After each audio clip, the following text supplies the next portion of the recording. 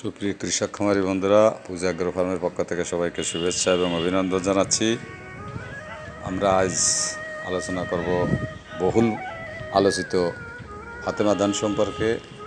বিশেষ করে আমন মৌসুমে যারা ফাতেমা ধান চাষ করতে চান তাদের জন্য বিশেষ সতর্কবার্তা। না জেনে না বুঝে চাষ করলে আমন ধানে অর্থাৎ আমন মৌসুমে ফাতেমা ধানে কিন্তু 50% পর্যন্ত ফলন কমতে পারে। এজন্য অন্যান্য বিষয়গুলো পাশাপাশি বোরো ধানের থেকে আমন মৌসুমে চাষ পদ্ধতি অনেকটা ভিন্ন হয়। সেগুলো আপনাদের আমি একটু আলোকপাত করার চেষ্টা করব। প্রথমত, উপরি সার কখনোই 2 বারের বেশি ব্যবহার করবেন না। আর যে বিষয়টি প্রচুর পরিমাণে নজরে রাখবেন বা খেয়াল রাখবেন, চারার বয়স কখনোই যেন কোনোভাবেই 2 সপ্তাহের বেশি না হয়। তাহলে মনে রাখবেন, 2 সপ্তাহের বেশি হওয়া মানেই আপনার ফলন দিন দিন প্রতি বিঘায় কমপক্ষে 10 থেকে 15 কেজি করে কমবে। অর্থাৎ যদি আপনি আমন মৌসুমে 1 মাসের চারা লাগান, সেক্ষেত্রে আপনার ফলন 50% পর্যন্ত হ্রাস পেতে পারে। এই জন্য বিশেষ সতর্কবার্তা হচ্ছে যে এমনভাবে চারা দিবেন, চারা 2 সপ্তাহ অর্থাৎ 15 দিনের ভিতর লাগাবেন। 1 দিন বা 2 দিনের দিক ওদিক হলে হয়তো বড় ধরনের কোনো সমস্যা হবে না।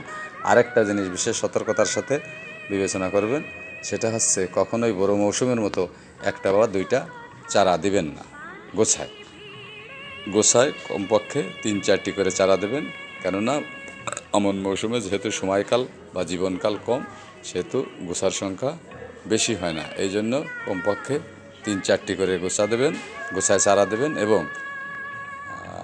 সারি থেকে সারি এবং চারা থেকে চারার দূরত্ব স্কোয়ার 7-8 ইঞ্চি দেবেন। 8 ইঞ্চি দিলেই ভালো হয়। এইভাবে যদি আপনি রোপণ করতে পারেন, তাহলে আমন মৌসুমেও কিন্তু কাঙ্ক্ষিত ফল আশা করতে পারবেন বা হবে। আর সার ব্যবস্থা নেওয়ার কথা যেটা বলছিলাম, সেটা হচ্ছে ধান লাগানোর পূর্বে সকল প্রকার সার কম বেশি প্রয়োজন অনুসারে দিবেন। তবে একটি জিনিস অবশ্যই চেষ্টা করবেন, সেটা হচ্ছে প্রচুর পরিমাণে জৈব সার এবং খৈল কমপক্ষে আপনার শতাংশে ½ কেজি অর্থাৎ আধা কেজি, শতাংশ প্রতি আধা কেজি করে খোল চাষের আগে দিয়ে দেবেন যদি আপনি ভালো ফল প্রত্যাশা করেন। আর যদি বিঘা প্রতি 50 মণ গোবর দিতে পারেন, তাহলে আরও সুন্দর হয়। আর স্বাভাবিক যে বিষয়গুলো, রোগ ব্যাধি বা পোকামাকড়, এগুলো তো স্বাভাবিক ব্যবস্থাপনায় করলেই আপনি কাঙ্ক্ষিত ফল আশা করতে পারেন। তবে অবশ্যই মনে রাখবেন, 35 দিনের পরে ভুলেও আমন মৌসুমে ফাতেমা ধানে 30 থেকে 35 দিন পরে কখনো ইউরিয়া প্রয়োগ করা যাবে না। যদি এই সমস্ত নিয়মকানুনগুলো আপনারা অনুসরণ করেন, তাহলে আশা করা যায় বড় মৌসুমের মতো না হলেও আমন মৌসুমে কিছুটা ফলন ধরে রাখতে পারবেন। ধন্যবাদ, ভালো থাকবেন সবাই। আর যাদের এই যে দেখছেন বড় মৌসুমের আমাদের ধানের চিত্র, যারা বড় মৌসুমের বীজ সংগ্রহ করতে চান বা আমন মৌসুমের বীজ সংগ্রহ করতে চান, তারা আমাদের সাথে যে নির্ধারিত নাম্বার অর্থাৎ স্ক্রিনে দেওয়া নাম্বারে যোগাযোগ করলে আপনি যথাসময়ে এবং বাড়িতে বসেই বীজ পেয়ে যাবেন। আশা করি সকলে সুস্থ থাকবেন, ভালো থাকবেন, এই প্রত্যাশায় আজকের মতো শেষ করছি। ধন্যবাদ সবাইকে।